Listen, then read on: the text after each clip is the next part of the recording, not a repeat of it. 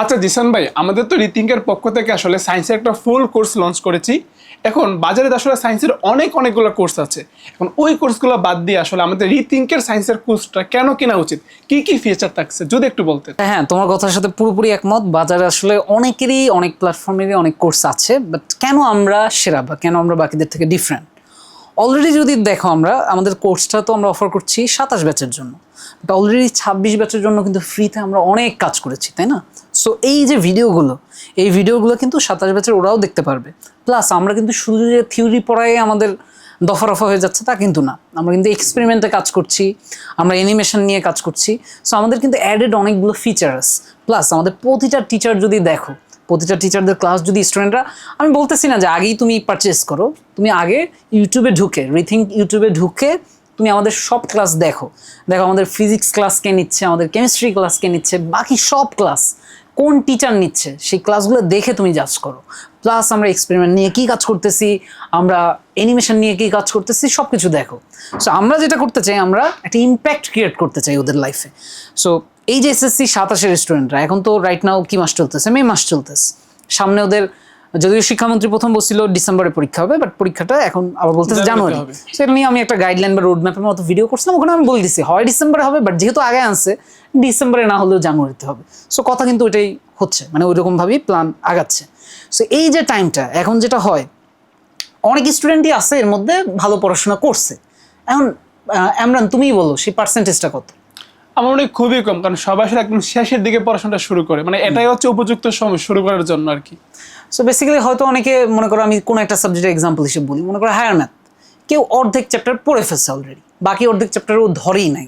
তাহলে ওর এখন আসলে কি দরকার, যে এমন একটা কোর্স দরকার যেখানে হায়ার ম্যাথ ওর যেই চ্যাপ্টারগুলো এখনও ধরেই নাই সেই চ্যাপ্টারগুলো ওকে বেসিক থেকে শুরু করে অ্যাডভান্স লেভেল পর্যন্ত, plus CQ MCQ short question, ওর ফুল প্রিপারেশনের জন্য যা কিছু দরকার সব কিছু ওকে মানে হেল্প করা হবে, সব কিছুকে দেখাই দেওয়া হবে, অনেক প্র্যাকটিস শিট দেওয়া হবে। আমাদের কিন্তু প্রত্যেকটা সাবজেক্টের সাথে কি থাকবে, প্র্যাকটিস শিট থাকবে, লেকচার শিট থাকবে।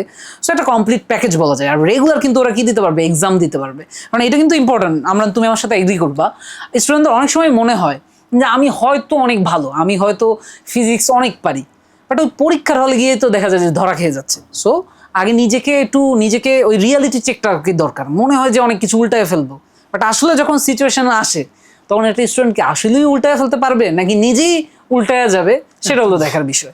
সো এই জন্য ও যাতে ওই রিয়েলিটি চেকটা পায় এখন থেকেই, যে ওর পড়াশোনার কন্ডিশন কি, এবং সামনে এসএসসি পরীক্ষা যদি 2027 সালের জানুয়ারিতে হয়, সেই 2027 সালের জানুয়ারি মাসে এক্সাম হলে কোপ দেওয়ার জন্য ওরা এখন থেকে কোন স্ট্র্যাটেজিতে আগাতে হবে, কিসের পর কি প্রিপারেশন নিতে হবে, ও জাস্ট আমাদেরকে একটা গাইড হিসেবে আমরা ওকে হেল্প করবো। পড়াশোনা তো ও নিজেই করবে, পড়াশোনা তো আমরা এমন না যে সব কিছু ওকে খাইয়ে দিব, আমরা ওকে পথটা দেখাবো যে ওকে তুমি একটু রেসপন্সিবল হও, তোমার এই চ্যাপ্টারগুলো এখন পড়তে হবে। ও যদি আমাদের সাথে সাথে আগায়, ওই সবগুলো চ্যাপ্টার শেষ করে যখন রিভিশনের টাইম হবে, তখন কিন্তু আমরা নিজেরাই প্রথম থেকে শুরু করে শেষ পর্যন্ত ওরা যাতে রিভাইজ করতে পারে সেটার জন্য ওদেরকে আমরা হেল্প করবো। প্লাস এক্সাম তো থাকছেই। আচ্ছা ভাই, আরেকটা বিষয় হচ্ছে, অনেকের মনে একটা প্রশ্ন থাকতে পারে যে আমাদের কোর্স যখন শেষ হয়ে যাবে আমরা কি আসলে সাপোর্ট দেওয়াটা বন্ধ করে দিব, নাকি একদম পরীক্ষার আগ পর্যন্ত আমরা ঠিকভাবে পাশে থাকবো? আমরা কি বললাম যে 2027 সালের জানুয়ারিতে এসএসসি পরীক্ষা, ইভেন যদি সরকার এটা পিছিয়ে মার্চেও নেয় মনে করো, যদিও সেটা হওয়ার চান্স কম, আমরা ওদের এক্সাম পর্যন্ত ওদেরকে সাপোর্ট দিয়ে যাব। কারণ আমরা এই স্টুডেন্টরা, এতগুলো স্টুডেন্ট আমাদের উপর অলরেডি কিন্তু অনেক স্টুডেন্ট এটা পারচেস করে ফেলছে।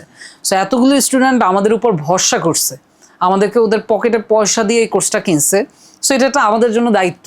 সো ওদের এক্সাম পর্যন্ত ওদের যেই যে সাপোর্ট লাগে, যেই গাইডলাইন লাগে, যা লাগুক সব কিছু কিন্তু আমাদের থেকে আমরা দিচ্ছি।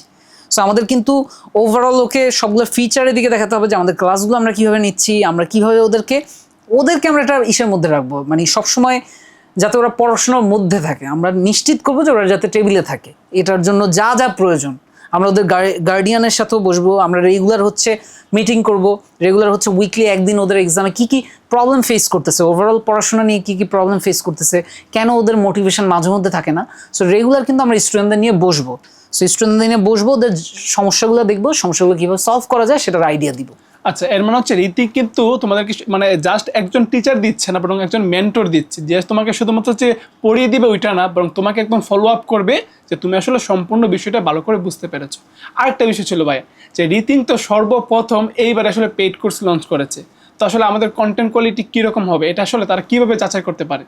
এটা ওই শুরুতেই যেটা বললাম, যেহেতু আমাদের ইউটিউবে একটা বিশাল বড় ফ্রি লাইব্রেরি হয়ে গেছে, মোটামুটি 700-র মতো ভিডিওস আছে। সো তুমি নিজে আসলে জাজ করবা যে আমাদের ক্লাসগুলো কেমন, আমাদের ক্লাসগুলোর কোয়ালিটি কেমন। আমরা কন্টেন্টের অ্যামাউন্টেও ফোকাস করতে যাচ্ছি না, 700 ভিডিও ইজন্ট ইম্পর্ট্যান্ট, বাট তুমি আমাদের একটা ক্লাস, আমি বলবো না যে এই ক্লাস, যে কোনো একটা ক্লাস র্যান্ডমলি যে কোনো সাবজেক্টের খুলে দেখো, তোমার কাছে যদি মনে হয়, কারণ আমাদের এটা আসলে একটা দায়িত্ব হয়ে গেছে। কারণ আমরা যেটা রিসেন্ট টাইমে দেখতে পাচ্ছি যে ভুলভাল পড়ানো বা এগুলা বিশেষ করে সায়েন্সের স্টুডেন্টদের ক্ষেত্রে এটা এমনভাবে ছড়ায় পড়ছে যেটা আমি বলবো যে একটা ক্রিমিনাল লেভেলে চলে গেছে। কারণ ভুল পড়ায় যে এত এত লাখ লাখ স্টুডেন্ট দেশের, এরা যদি ভুল শিখে এরাও তো ভবিষ্যতে শিক্ষক হবে, অবশ্যই। তো এই ভুলটা তো বারবার কি হতে থাকবে, রিপিট হতে থাকবে।